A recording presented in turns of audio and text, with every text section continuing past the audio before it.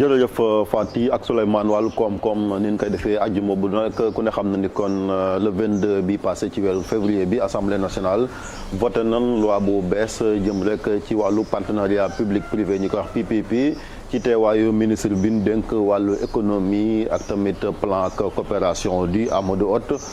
Souleymane lan la boobu loi wund. waaw jërëjëf Chérif loi PPP. dafa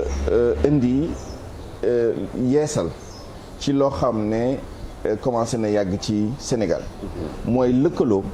diggante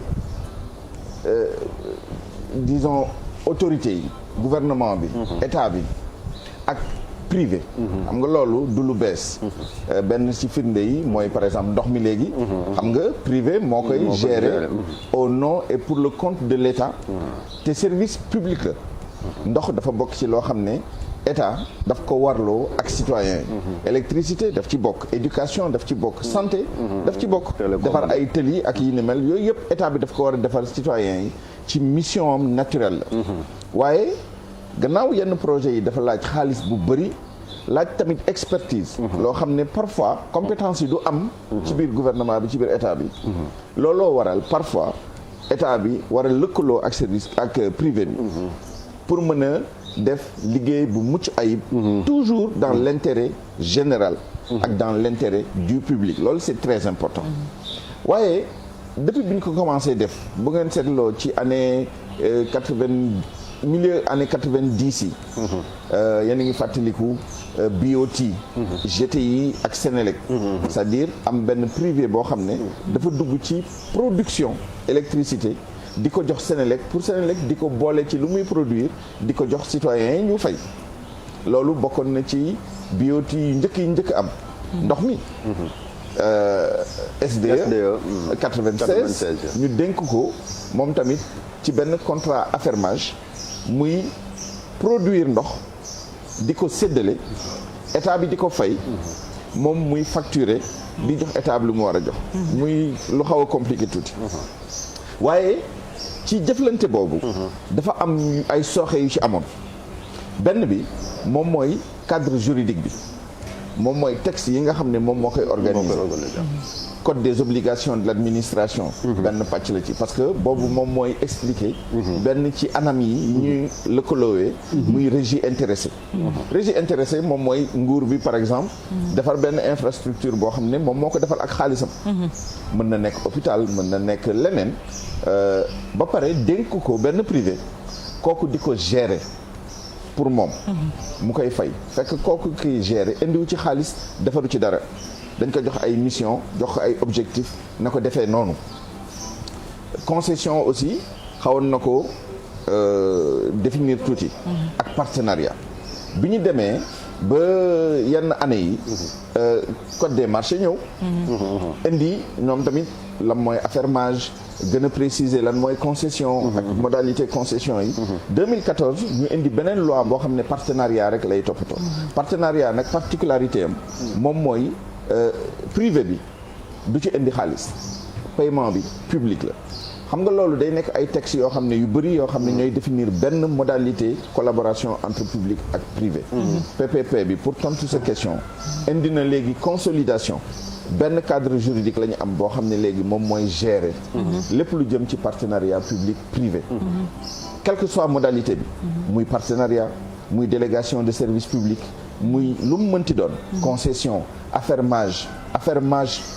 à forte dose de concession comme actuellement SDE lu muy def li affermage mooy lan contrat administratif la boo xam ne autorité contractante bi day ñëw dénk privé bi dara ba pare sas ko qualité sas ko périmètre ba pare di ko fay pour muy def très bien mooy innovation d'ailleurs en cas de litige tribunal administratif la ñuy dem pour régler ko tey ak PPP yi dematuñ tribunal administratif parce que léegi ARMP day am benn chambre boo xam ne régler PPP yi rek moo koy donc loolu bokk na ci innovation yi nga xam ne indi na ko très rapidement sans entrer dans les détails beneen innovation bi moom mooy cadre institutionnel bi boobu tamit bëri woon na ay institutions yu bëri yoo xam ne ñoo doon toppatoo affaire partenariat public privé quelle que soit modalité bi tey aussi ñeenti institution rek lañ nekk mettre en place nañ ci ñëwaat bu si kanamee voilà yaa ngi wax innovation yi ñu des ba tey innovation yi Souleymane lan la mën a indi ci point positif ci seen collaboration alors point positif déjà procédure yi complexe boo ko simplifier day tax ñi nga xam ne ñooy ñëw dañu gën a sawar ñëw parce que tamit am na ñoo xam ne bëgg nañ ñëw mais lu tax duñ ñëw benn bi complexité bi si la bokk parce que boo xalaatee ni yow boo ñëwee ci dëkk boo xam ne xamoo fan ngay duggee fan ngay génnee problème bu amee ñu yóbbu la fii pour am autorisation bi ñu yóbbu la fële pour am autorisation ba la ñu yóbbu la fële bu ñu ko rationaliser bu boobaa da ngay gën a sawar pour ñëw pour le grand public parce que tout n'est pas parfait am na yenn yoo xam ne tamit day xaw a sooxe tuuti xam nga l'un des problèmes que nous avons dans ce pays dans le cadre des contrats publics privés mooy transparence tey kenn mënu la génneel contrat affermage SDE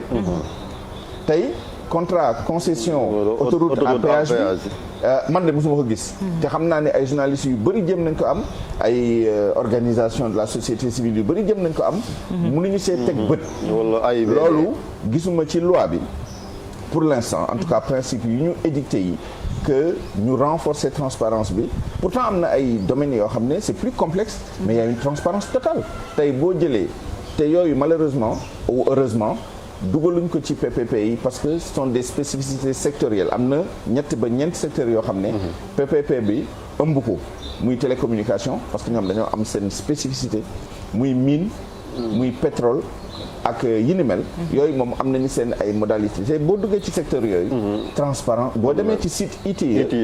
tous les contrats sont là-bas tous les contrats xanaa kay bañ a sawar ci ay recherche rek waaye ku def recherche loo bëgg xam ci contrat yi ci domaine boobu mu ngi foofu transparence boobu loolu tamit war nañ ko indi ci PPP yi pour que lu mel ni ay contrat d'affermage wala ay contrat de concession ñu mën ci jot xam aussi service bu ñu rendre bi li ñuy fay li état bi di fay pour ñun ak différentiel bii di am diggante li ñuy fay concessionnaire bi wala fermier bi ak ñun citoyens yi usagers yi li ñuy fay différentiel boobu nan lañ koy répartir entre état bi ak concessionnaire bi wala fermier bi et cetera. mais loi bi ban avantage la mën a apporter par exemple suñu secteur privé local. Ça c'est loolu tamit lu am importance la. benn ci innovation bu mu indi moom mooy déjà lu jëm ci sous-traitance partenaire étranger wala partenaire privé bu ñëwee am na léegi luñ ko imposer bu nekkee ni day def sous-traitance préférence bi secteur privé national bi la d'abord bu ñu demee ba xam ne fii ci secteur privé national bi amul kenn ku mën a def sous-traitance boobu ñu doog a wuti keneen loolu c'est très important beneen bi am na ay seuils yu ñuy établir am na yenn partenariat yoo xam ne léegi bu eggul ci yenn seuils yi obligatoirement état bi daf ko war a def ak des sociétés nationales privées nationales bu dee mën nañ ko def buñ ko mënul def mu wut beneen solution loolu tamit c'est très important contenu local bi loolu tamit dañ ko affirmer ci loi bu bees bi contenu local mën na jël ay formes yu bëri mën na nekk emploi mën nañu wax ni da ngeen war a jël un minimum d'employés locaux contenu local formation contenu local la et cetera et cetera. ci wàllu actionnariat amu ci kii tamit ci actionnariat. bu actionnariat bi tamit c'est un point très important. parce que actionnariat boo jëlee par exemple parce que damay bëgg ñu illustrer chaque fois par des cas yu ñu xam déjà SDE wala Suez actuellement. actionnariat bi. ci partenariat yi amoon na sëy dañu ne woon 20%. la ñu fixé pour action yi nga xam ne dañ ko war a jox le privé national. yooyu yëpp dañ koy dina am ay décret d'application yoo xam ne dina ñëw préciser ko mais yooyu yëpp dañ koy gën a consolider tey boo jëlee par exemple SDE. 24% de l'actionnariat privé local bi la. état bi non état bi moo am 24%. privé yi ils ont 20%. et le secteur c'est-à-dire travailleurs ONAS travailleurs Suez ak travailleurs SONES. ñoom ñoo am 11%. plus maintenant les 45% des uns et des autres boo ko boolee mu nekk 100%. loi bi indi na tamit innovation boobu lu tax loi bi am importance parce que partenariat public privé yi place bu mu jël ci ni ñu doxalee aujourd'hui économie Sénégal ci PSE bi boo jëlee PAP 2A bi si 14 700 milliards yi nga xam ne moom la ñu fas yéene investir 2113 milliards dañ ko fas yéene def ay partenariat public privé xam nga loolu am na solo ba tax na il faut vraiment ñu xool nan la ñu aménager cadre juridique bi cadre institutionnel bi ak xool nan la ñu faciliter pour que nit ñi ñëw sont pas les mêmes les seuls éléments parce que mën nga am cadre juridique am cadre institutionnel il faut nga am tamit climat des affaires bu lay permettre nit ñi ñeme ñëw parce que ce sont des projets d'abord dafa laaj xaalis bu bëri xaalis bu takku lay laaj deuxièmement ay durée yu yàgg lay doon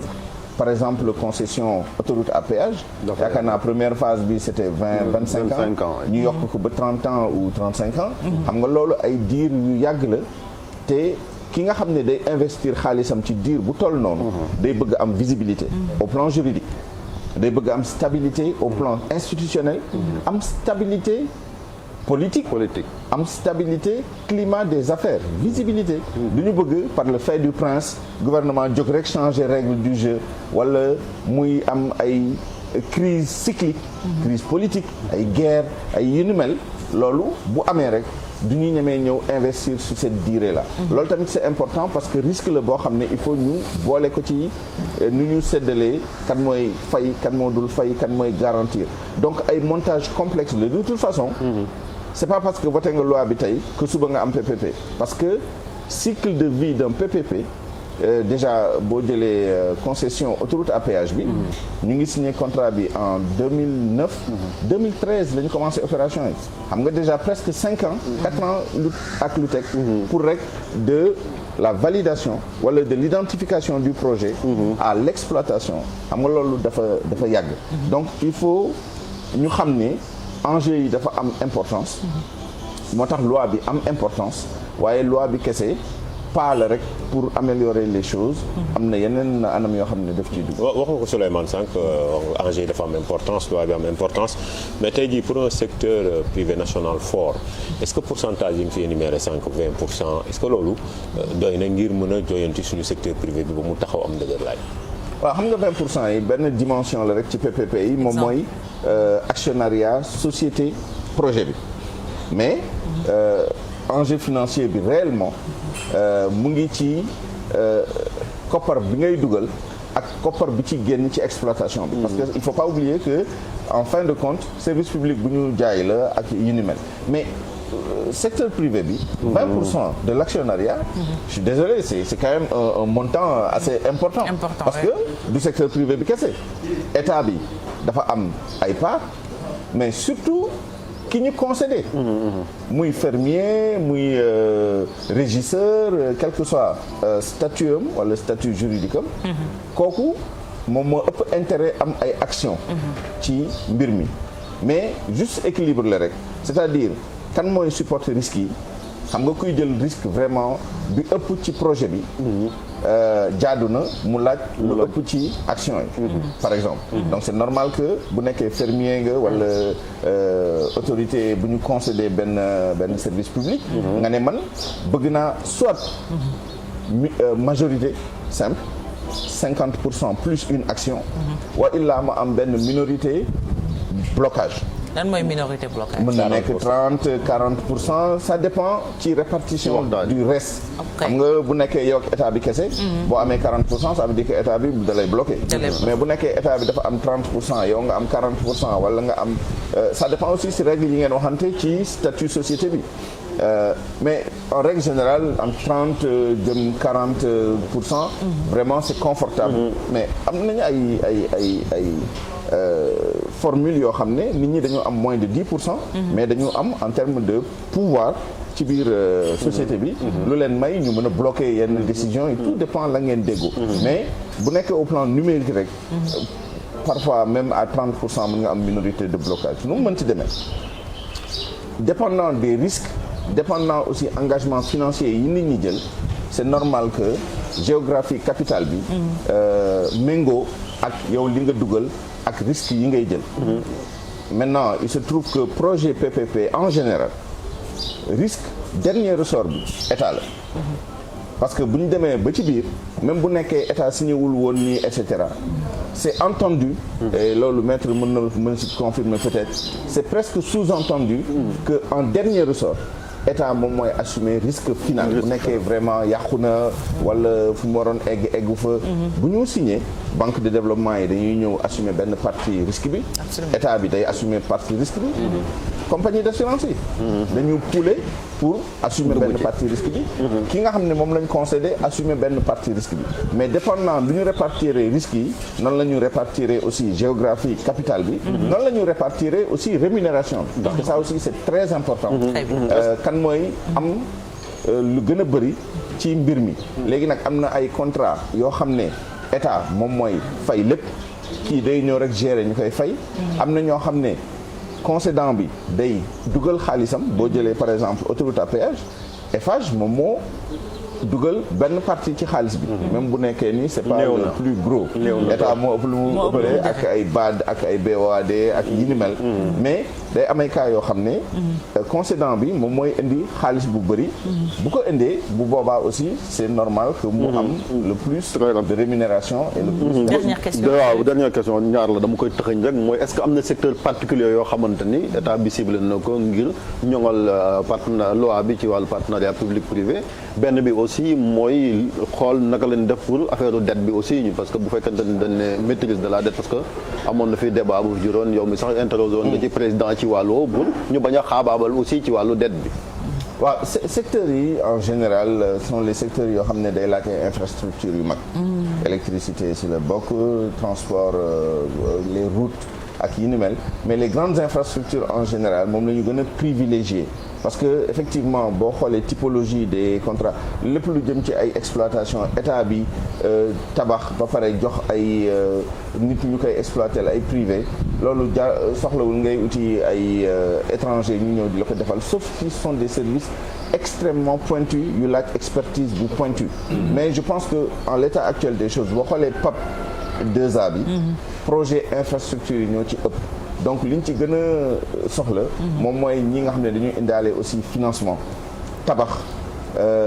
mooy li ñuy wax build own operate and transfer tabax moom ko en attendant que ñu koy exploiter ba génnee ci seen xaalis ak li ñu ci waroon am delloo ko état bi lu jëm ci dette bi très rapidement PPP yi bokk na ci lu tax ñu jël ko aussi moom mooy wàññi poids dette bi parce que ci architecture institutionnelle bu ñu def bi am na benn étape boo xam ne day amee validation des études de faisabilité ak yi ni mel mais ministère de l'économie et des finances am na benn rôle bu important bu muy jouer pour valider projet yi de sorte que ñu mën ko génnee ci fardeau de la dette bi parce que bu nekkee da nga am PPP boo xam ne concédant bi moom mooy ñëw indi xaalisam tabax opéré xam nga loolu jaaduwul léegi ngay dem di lebu wala li ngay lebu du bëri donc PPP yi bokk na ci objectif yi ñu wuti mooy wàññi dette bi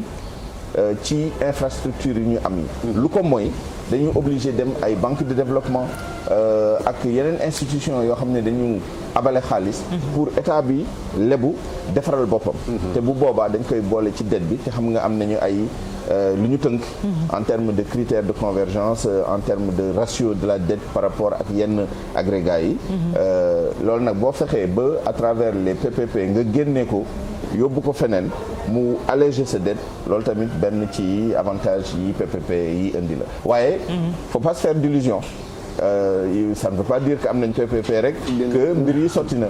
encore une fois ñi nga xam ne ñoom ñooy ñëw di investir ci grande infrastructure yi am na yeneen paramètres yu ñu xool en termes de risque notamment en termes de risque pays et ça nous amène à d'autres considérations yoo xam ne c'est pas d'ordre seulement juridique yaakaar naa géopolitique bi situation socio-économique bi situation sociale bi yooyu yëpp day dugg aussi ci attractivité dëkk jërëjëf Souleymane ñu ngi lay sant bu baax di la gërëm ci li ngay indi ci jàngat amati na solo ci wàllu koom la woon ñu àndoon ci ak Souleymane léegi-léegi ñu dalal sunu invité